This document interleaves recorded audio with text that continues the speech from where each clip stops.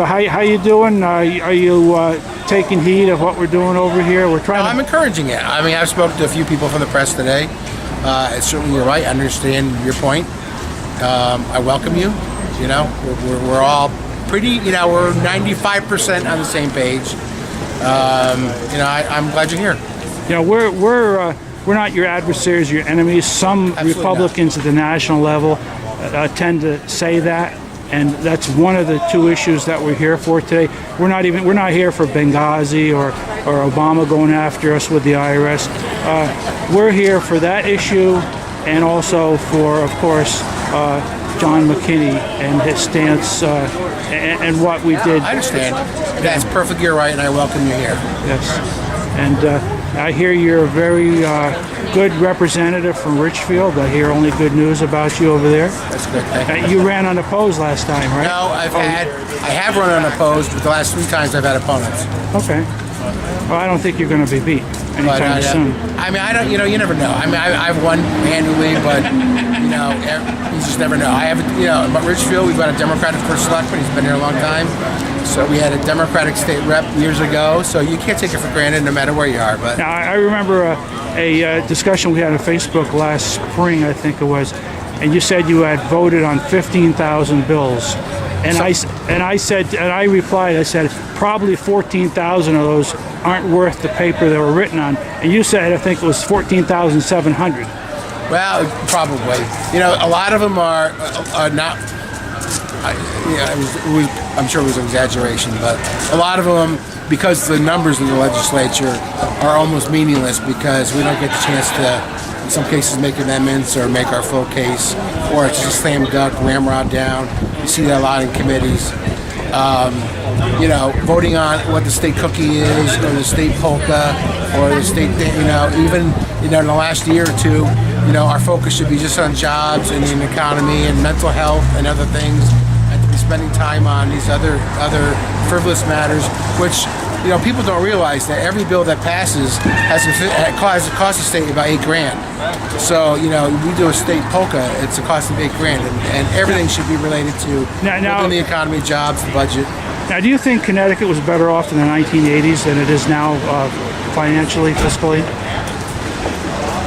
Well, certainly our debt was way less than it is No today. income tax? No, yeah, the income. I mean, I was a kid. I bought 2 buses from Ridgefield to the income tax rally to protest it. I was very upset about that. Yes, all the laws have been passed since then, and you know, as a legislator, when a new law is enacted, either it tells you something that you must do, something tells you that you must not do, or enacts a fee or a tax on something. Very few, if ever, say you're going to give you more freedom. I think legislators, and these are the people that we're looking for to run this year, should, before they vote on a bill, they should think first. Think freedom first.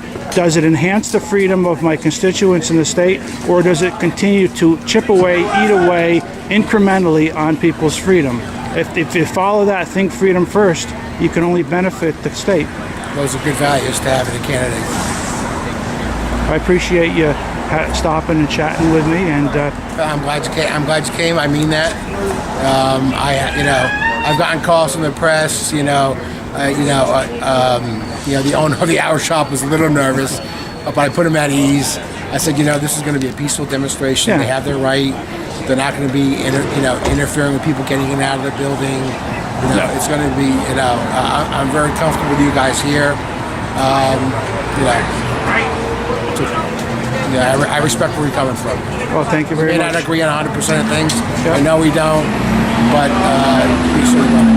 And there are state legislators in 2012. I'll say Noah Enslow, for one, who ran 2012 for Chris Kutuzol's seat in the 47th. Yep. I've got involved with his campaign now. He said, I asked him how many volunteers he had in 2012. He said his wife and Bill Jenkins. Yeah. Now, I've already got him 20 volunteers for this year, and it's only January. Yeah. That's what I've been doing to help the Republican Party. And Chris Kutu, who unfortunately can't come tonight, I reached out to him. He had a lot of volunteers. right there. He had a lot of volunteers and a lot of shoe leather. That's how he won. I mean, that's definitely a swing district. And in fact, the district is probably leaning against us. But he did very well, as you know, several times. And it's shoe leather, and it's perseverance, it's having a broad base of support. And he's a perfect example of how that can be done. He is a candidate that I believe there shouldn't be a single Democrat represent any district in the Eastern 2nd District, because most of them, except for the coast and Norwich, are rural or are conservative in the north. Same thing in the Naugatuck Valley. Yeah. I mean, they're Reagan Democrats. They tend to be conservative. They're registered Democrat. But if we present them with a good alternative, they'll consider it. Who are you gonna get to run against Joan Hartley? I don't know. You're not going to give her a pass again. She's always pretending to vote with the Republicans, but when it comes down to nitty gritty, There are others like that too. They talk a game, but when push comes to shove, their leadership holds them in. all right. Thank you. I've got to get in. Thanks for coming. I appreciate it. We've interchanged before on Facebook. I appreciate what you do. Thank you. All right.